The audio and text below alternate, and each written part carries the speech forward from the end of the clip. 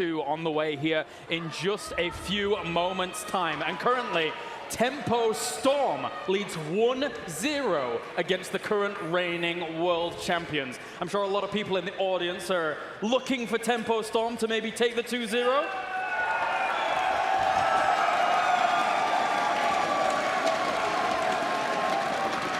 That, my friends, is a powerful tool. The amount of ambition and motivation behind the Tempo Storm group right now is going to be furious. It is going to be very, very deadly here, going up against a team like Fnatic. Fnatic normally thrives off the crowd, but right now the crowd is pretty much against them. I mean, usually Fnatic are those fan favorites, the childhood sweethearts from that region of Europe, with the Swedish boy band, as we so call. But I mean, yeah, with the 3 North American teams making it here, the BlizzCon arena itself, obviously they're loving this. They're really behind them. Obviously, they make a quirky strat behind it. They bring it out. Yeah. I was critical of the Towers of Doom win rate on Phase 2. At 33%, they say, screw your stats. Watch this. There's the potential for bracket magic here for Tempo Storm, Grubby. How do you mean? I mean, the Tempo Storm could quite easily take a 2-0 with the position that they're in currently. Yeah, of course. They're 1-0 ahead. It's a match point for Fnatic here. And, you know, to find ourselves in this situation, we didn't expect to be here, but connecting the dots, let's take a look at the challenge for Fnatic. They're coming off of the win at the Western Clash #2. They won the mid-season brawl. Where do you go when you're already on the summit of a mountain?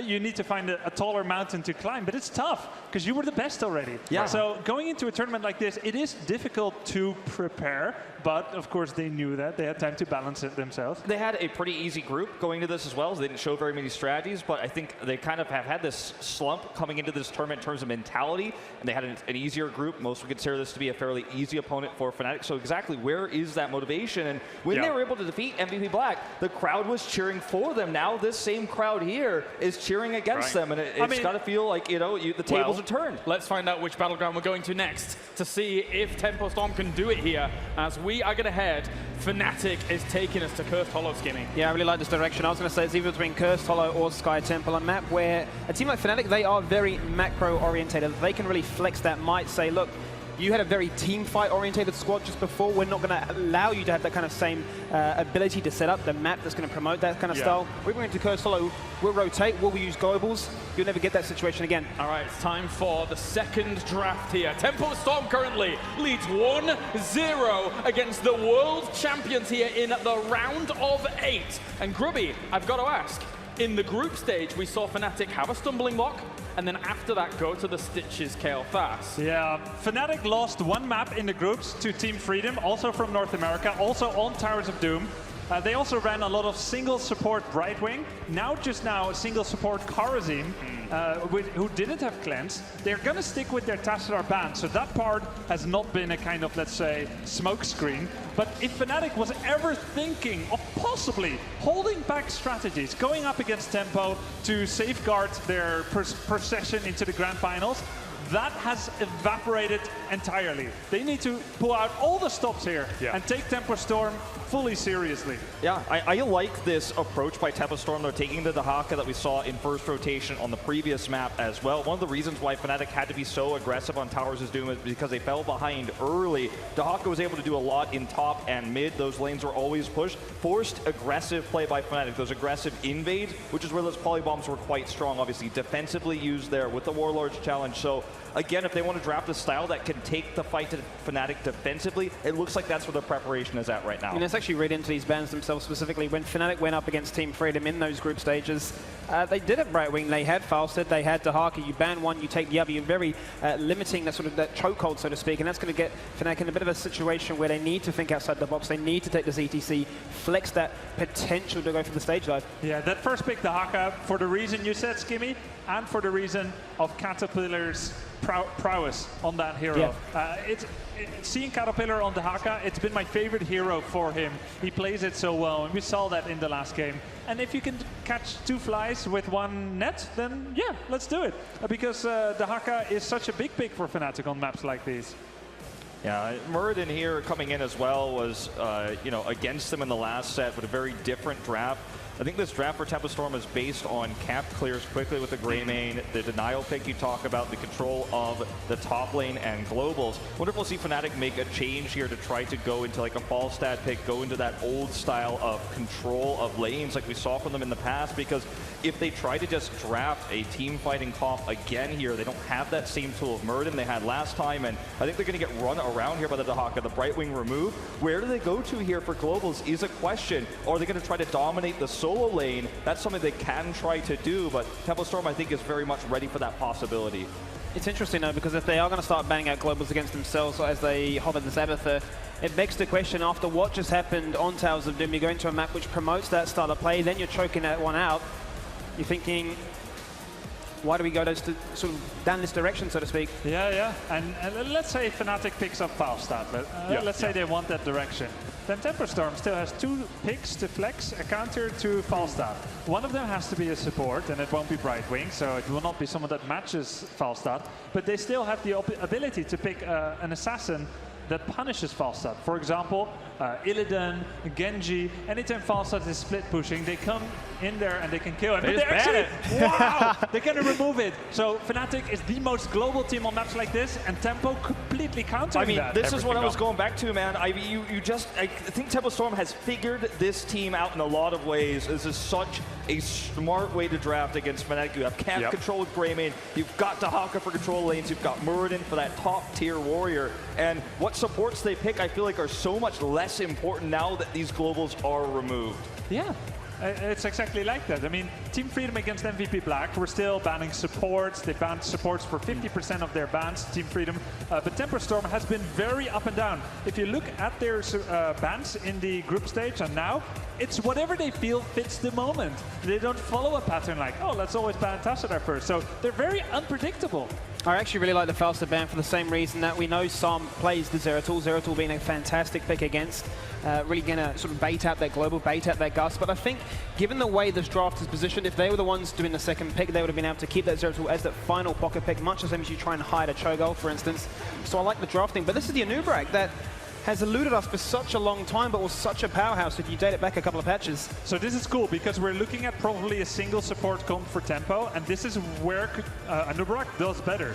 Interestingly as well, though, is that Anub'arak comes out against Greymane, who is sort of a counter against him. So somehow Fnatic is going to try to use all those stunts with Genji to get some serious kills. I mean, arguably a counter against Genji as well. With dodge changes at level 7, Greymane can jump on and he can just choose between either Genji or the Anub'arak and say thank you very much.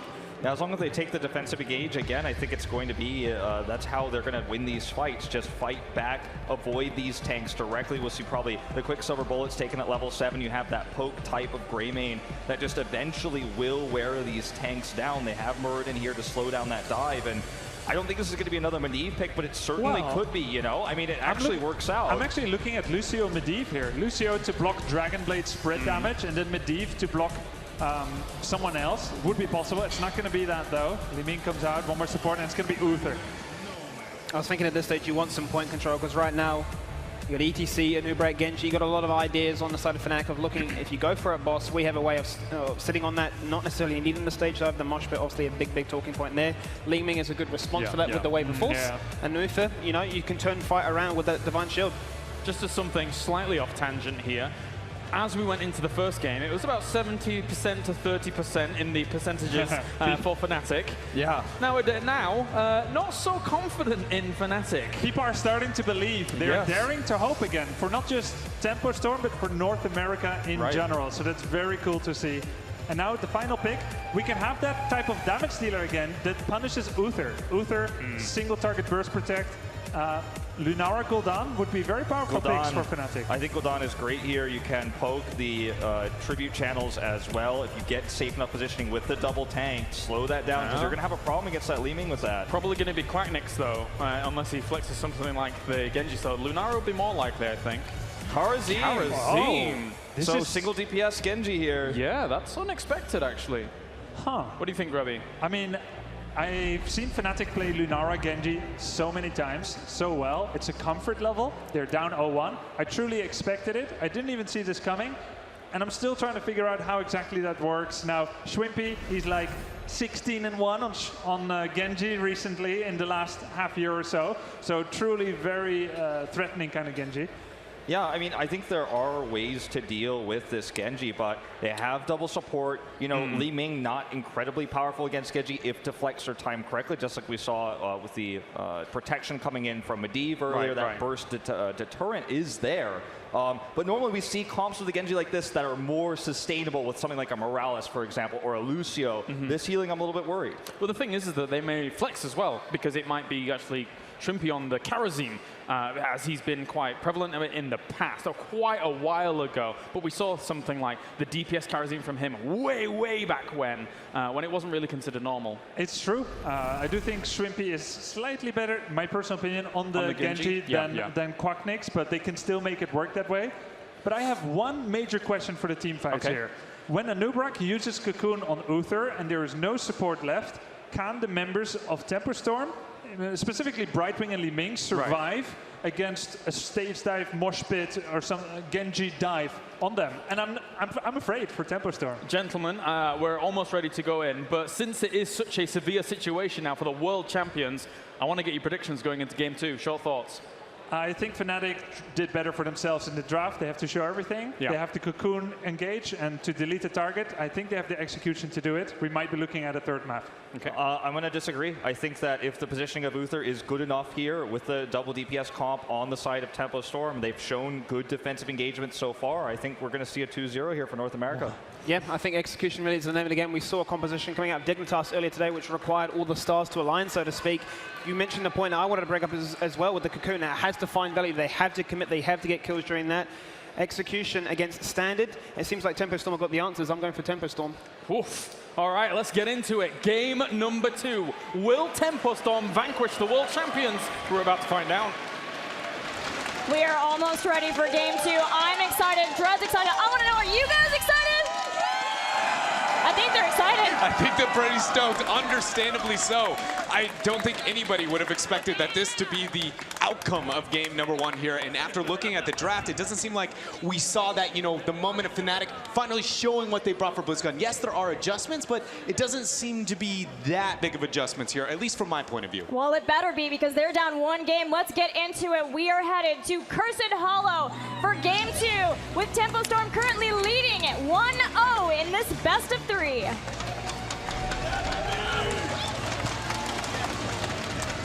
Down 1 game here is going to be the world champions. You have Anub'arak, played by Breeze. Quacknix is going to be on that Genji. You know, Schwimpy breaking out the old school DPS Karazim. Wubby's going to be on the ETC, and Smex on the Rhaegar. Let's hear it for Fnatic!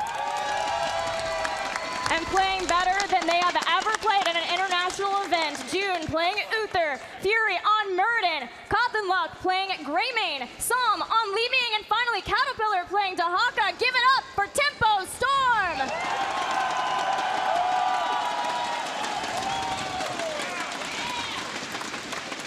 All right, Dred, I want to know what you think of the draft, because the double support Fnatic have finally been forced to make some adjustments to show all their cards. You know, the Anub'arak pick is the one thing to me that seems to be one of the weirdest ones. He has fallen out of flavor here. He's shown up here and there throughout the HGC finals, but in general, I'm just looking for the argument here for the Anub'arak pick. Where's the Cocoon value going to go into? Yes, we talked about, you know, how it can affect the single support composition, but we've seen Anub'arak come and go, even when single support was the only go-to strategy. So what is the thought process? Is it boss control? Is it, you know, a cheeky play elsewhere? Fnatic here is going to be looking to flaunt that. And you know, part of that is that Li Ming became such a good counter to Cocoon, and Tempo Storm still falling back to that mid-season brawl meta, making sure to have Li Ming, who can bust out Uther, who is likely to be the Cocoon target very quickly with the Disintegrate. And maybe it is that if you get Disintegrate, then you don't have Wave of Force for Mosh Pit, but it does seem like ETC being picked up in this double warrior lends more towards stage dive to make sure that Fnatic can keep up with the global pressure that Tempo Storm were just completely dictating throughout the draft. That's a really good point that you bring up. Like, forcing the Disintegrate might be the argument of, well, then that lack of Wave of Force here for the ETC. Maybe force rather an adaptation into an isolation than force somebody, because you never want to have only one interrupt. Exactly. If you only have one, then it's like, well, we're going to stun the Murden. He's got 2 ways to stop that. You know he's got to be stuck in that little dance party Wubby's going to be putting on later. But we have the opportunity to go into a stage dive as well. You know, I do think that there is a bit of an argument for both, but I think ultimately I would like to see them go with that mosh pit. We'll see if Wubby feels comfortable playing the mosh pit. He is the one playing ETC here. June and Sam under a bit of harassment as Breeze comes in for the body block, but heads up stun from June makes sure that he can keep himself and Sam safe here, and they've done quite a lot of damage to the structures for Fnatic. Both teams looking like they're going to play the Cursed Hollow minigame here, backing out, picking up their Giants, and it's just really who is going to luck out, come out on top with this tribute spawn. The biggest advantage here will go over to Tempo Storm no matter where it spawns, just by the fact that they have the only global in this game, but it's not that much unless obviously we see the tribute spawn to the bottom half of the map. Then Fnatic might be sweating a smidge here over the first tribute. Yeah, because they have taken so much structural damage there in the bottom already, and giving up an early fort like that, being able to take a fort without even a curse this early in the game makes things like invading for a boss all the scarier for Fnatic if Tempo Storm wants to go in for the early boss. We know that Tempo Storm has played here and there in different maps going for early boss camps. We'll have to see if that's a thing here. They don't have something like a Hungering Arrow Vala, but they do have a Greymane that is expecting the Eyes of the Dark. Yeah, going for that Eyes in the Dark. I'm expecting a very aggressive positioning then left and right there. Coming out from, who do we have there? A Cotton Luck on that Greymane. Tribute spawning though up into the top lane. Members of Fnatic, it looks like Schwimpy is going to be able to get this channel essentially for free as the rest of Tempo Storm defending these bottom Giants. Yeah, Tempo Storm is all about the early pressure that may come back to bite them, giving up a tribute. But in this case, because they have kept Muradin in the mid and Dahaka is staying strong in the top lane, they're pressing forward here. This is a very different decision-making from Tempo Storm that we've seen in all of North America, all of Phase 1, Part 1. To here. This is them identifying the lack of wave clear and rotational advantage here, the ability to clear out those Giants. Wait a minute, punishment out from Fnatic. Breeze goes in. No impale follow-up immediately afterwards. Nice stun coming out from Fury, gonna make sure Schwimpy can't go there and clean things up. Yeah, great anchoring from Fury, and this is not the first time that you and I have felt like this series as a whole different Tempo Storm, a Tempo Storm that has finally shred the cocoon of not doing well at international events. They're up one game over Fnatic. They made plays like ignoring a kill on Wubby to make sure that they could stay alive from the clone, and that really paid dividends for them because they are up one in this best of three. But now the positioning of this tribute not exactly ideal for Tempo Storm. Yeah, the three-man impale for Breeze is really the thing that's going to seal the deal. So Tempo Storm is now facing what is a curse point. But again, we need to highlight the fact that they are one of the only globals. They have the only global on the map. And whenever you have a global advantage during the curse point, traditionally, you know, you can stop a lot of the experience struggle. Fury caught out. Wanted to go and catch, doesn't have Avatar yet, but does Dwarf House over. Stormbolt on ETC, some throwing out everything that he possibly can. He's still staying alive, but finally he'll fall. Fnatic claims first blood. Nice sidestep there from Fury, but it's too little, too late. Tempo Storm trying to capitalize, sending the Greymane over to pick up that Night Camp. Tempo Storm has stuck to a very traditional early game here when looking at Cursed Hollow. Just opening with the early game Giants, looking for a mid-tier Knights as we see Fnatic essentially just mirroring moments behind the members of Tempo Storm. But Tempo, they've just been too late onto the tributes. Fnatic is getting all the same things, obviously other than the bottom fort, without sacrificing themselves those tributes. So we'll see if that curse is really going to swing the momentum here for Fnatic. Yeah, depends on where this next tribute ends up spawning, what Tempo Storm can do with that. It will be slightly on their side, given that we already saw the one be on Fnatic's side of the last time, but it is still one that Fnatic could fight over. The anchor's here, but Breeze, he is a seasoned veteran warrior player. He knows the anchoring will be there, but this is a still good setup for Tempo Storm. The members of Fnatic are actually transitioning interestingly. I thought they were going to maybe backdoor a boss, look for a gank, but in the end, it looks like the members of Fnatic here are just comfortable giving that up. I understood the tribute sacrifice, but no other member was looking for a counterplay elsewhere. A bit of, you know, uncharacteristic play here from the members of Fnatic. Yeah, it seems like Fnatic are still trying to figure out how they get that beautiful macro game setup that they are known for. Where is the place where they can get a couple of different places pushing? Where can they get a mercenary camp that they force someone to defend and then jump on that person, get the pick, and then get the tribute that gives them the curse? Then they get boss control after that. It's all set up there for Fnatic. They know where they want to take this game. It's just a matter of finding the right point that they can press and abuse Tempo Storm on. See if we do end up getting Wubby to move into that mosh pit as we have heroics coming online for both teams. Cursed Bullet still the choice for Tempo Storm, but Wave of Force Disintegrate, we are yet to know. This is one of my favorite things to be able to see international stages. Oh, we do see the Wubby committing though to the stage dive.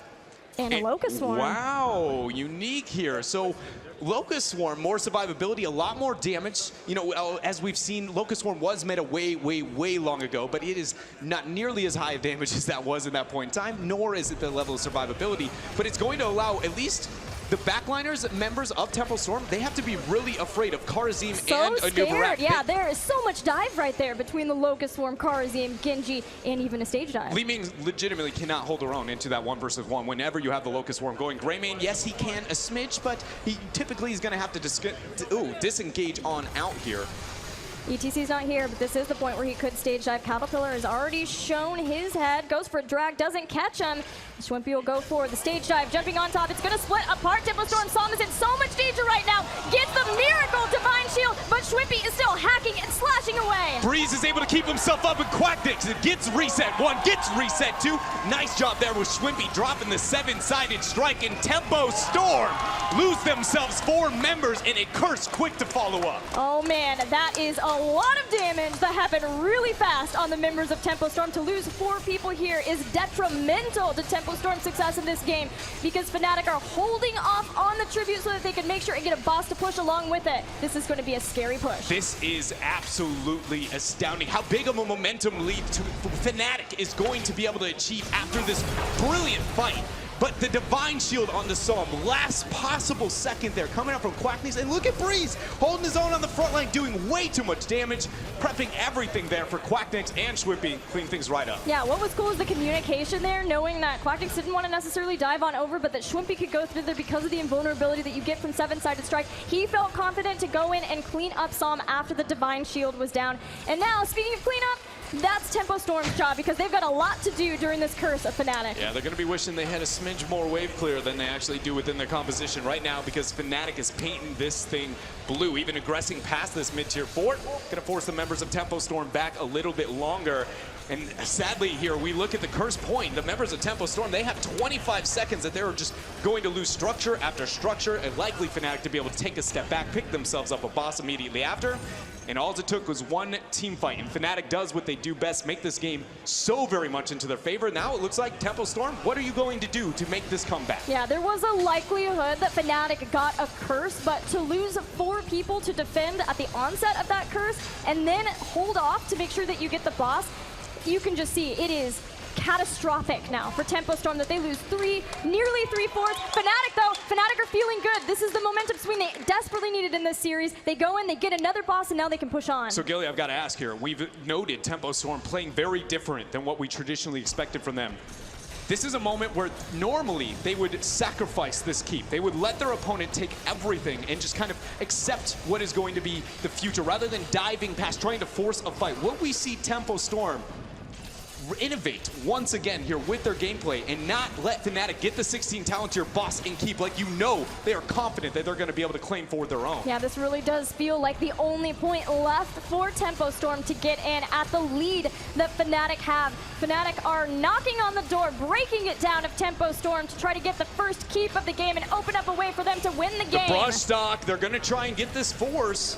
Cattle looking or sharking around, trying to find himself a hook. Breeze takes a bit of damage, end up dropping the Locust Swarm, a cooldown that they're going to what? Wabi goes in with the 2-map power slide, forces the Avatar, but no one getting a kill quite yet. Cattle's just looking to find where he can drag someone in, but it is avoided by Breeze. Stage dive behind the members of Tempo Storm. Fnatic are looking to get aggressive. An immediate Divine Shield force trying to let Cawthon get some damage in. 7-sided, Schwimpy's able to get the dash right on out, but Fnatic unable to claim that keep for themselves, but 16 is just around the corner. I'm surprised to see Fnatic actually not take this experience wave, just push out that full keep as it is so very low. But they have other plans here, looking to pressure out the map, understandably so, as we know Trippy's about to round out here soon. Yeah, Fnatic are such a disciplined team, and they know that it's their game to lose at this point. All they have to do is find a spot, maybe send in Quacknix's Genji, somebody so that they can take down and keep and start getting the catapult pressure going. But it's about the bigger picture, and that bigger picture is the 16 talent tier. They've got a 3-level lead over Tempo Storm. This is working out for Fnatic. It's looking very, very clean here. Just, again, that one team fight after the rotations here of Tempo, you could see the thought process. It was brilliant on the side of Tempo Storm to take that high risk 2 tribute sacrifice. But when you lose the fight 4 for nothing on the 3rd tribute, It's a little bit too much for them to be able to handle here. As we see another tribute coming online without the 16 talents here, the members of Tempo Storm cannot even make the transition out, and Fnatic's capitalizing. They're going to be able to take this bottom keep while sending somebody up to the tribute. ETC has the stage dive in case, you know, things get a bit shaky here. Ooh, that's a power play for Fnatic for sure, but they still see Tempo Storm here, and Tempo Storm is posturing at least. Not going to give it for easy for Fnatic for free. There is the tribute collected by ETC. Very interesting to see the patience here from Fnatic. The bait goes out, Fury bites off a little bit there, but it's only a cursed bullet. 30-second cooldown, nothing to worry about. Sprays flying in this tense moment. Fnatic again regroups. They have ETC in the top. The Haka there too, hoping to get Tempo Storm 16, but it is so far away. You know the stage dive's going to come in here, and the brush talk has to happen in that giant shrub. It's the closest brush for Cattle to make a move. So if Fnatic is successful with the initiation and dives past the keep, I just feel like Cattle's brush talk is not equal to a stage dive in this type of situation, but we're about to find out. Yeah, it's not exactly the best spot for them, but Tempo Storm will make the most if they can, and they're continuing to sit right in front of the fort so that if Cattle does join them, it is still something that he can do for the team. But Tempo Storm really are hoping that Fnatic don't force that to happen, because Caterpillar is the only thing who is soaking up, allowing Tempo Storm to get closer to 16. Stage dive. The switch has been flipped. They're going to move in. Schwimpy throwing out way of 100 fists, getting the damage. There's Cattle. Is he going to go forward? The drag, he goes. Isolation Fury. drops, 7-sided, gets Fury in a terrible position, draws that Divine Shield. Yeah, he has the Avatar. Quack. Fury's just taken out. Quacknix takes him down. Murden is out of this fight, and Fnatic looking to draw blood on Tempo Storm. They catch Caterpillar and slice him down with the Dragon Blade. Once again, Fnatic just pulls the trigger and blows up the members of Tempo Storm. June gets knocked back. He's going to go into ghost form, throwing out a couple of heroes here, but Fnatic does not care. They are looking here towards this core. This is a clean game for Fnatic. If they can finish it out here, only Psalm and Wow. Greymane. And Greymane's just about to go down too. So does Psalm. Tempo Storm has been wiped clean. Fnatic take out Tempo, and they will take game 2. Fnatic drops game number 1, but you could tell they were upset, bringing out such brilliant play there in that last game. 10-0, a 13-minute and 50-second Cursed Hollow game. Tempo Storm, they had to feel good after game 1, but after what we just witnessed there in game number 2, I have no idea where they're going to be going here for game 3. But we have to remember that Fnatic, after losing, chose Battleground choice, and this is their comfort zone. This is home for them, Cursed Hollow. And even though Tempo Storm tried to control the globals, Fnatic proved that their macro game is so strong that they don't even have to have a global. They didn't get one until 10, and they still controlled the board every step of the way. It was amazing play there, but either way, we need to send it over to our analysts and figure out, what actually went down there in that game.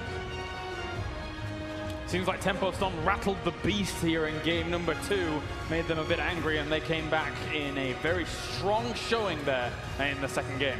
Rattled the beef? Rattled the beast. Oh, the beast. I was like, I I'm had not like a about mental ETC. I was in a mental image where they're like walking around in the slaughterhouse and like beef hanging, and they're like, that's a weird expression. I was about to add it to my vocabulary. Not that one. Grab some Rattle corn the hash, shake it a little bit. So it's like shaking the cage in which there's a lion, right? He's a weird guy. Makes a lot more sense. They did actually, though, rattle the beast, though, because we all thought it was Cocoon. They say, look, our composition's quirky, it's different. We had no faith. We thought it was a Genji solo DPS as the carry. They say, no, it's Locust Swarm. We're going to bring it back real old school. We're going to go dive. We're going to look for those kills, and they made it work. Yeah, the Dragon Blades were so powerful because the only real peel that Tempo Storm had was the Muradin, which was constantly being under threat by Stage Dive, which is another flex pick that removed the weakness of the lack of globals for the teams. We're seeing these Stage Dives, forcing the Muradin out of position, 7-side strike, getting that extra damage. Really well played with these heroic adaptations. I liked Fnatic's draft, but I didn't expect the double damage heroics, and that was a big part of how Genji was able to find his mark more easily. I don't have a replay this time because I think it was pretty self-explanatory, but that's the hallmark of a really good draft, execution, and heroic choice. Nicely played by Fnatic. Very powerful there in game number 2. We're going to go to a short break here at the HGC 2017 Finals. When we return, game 3.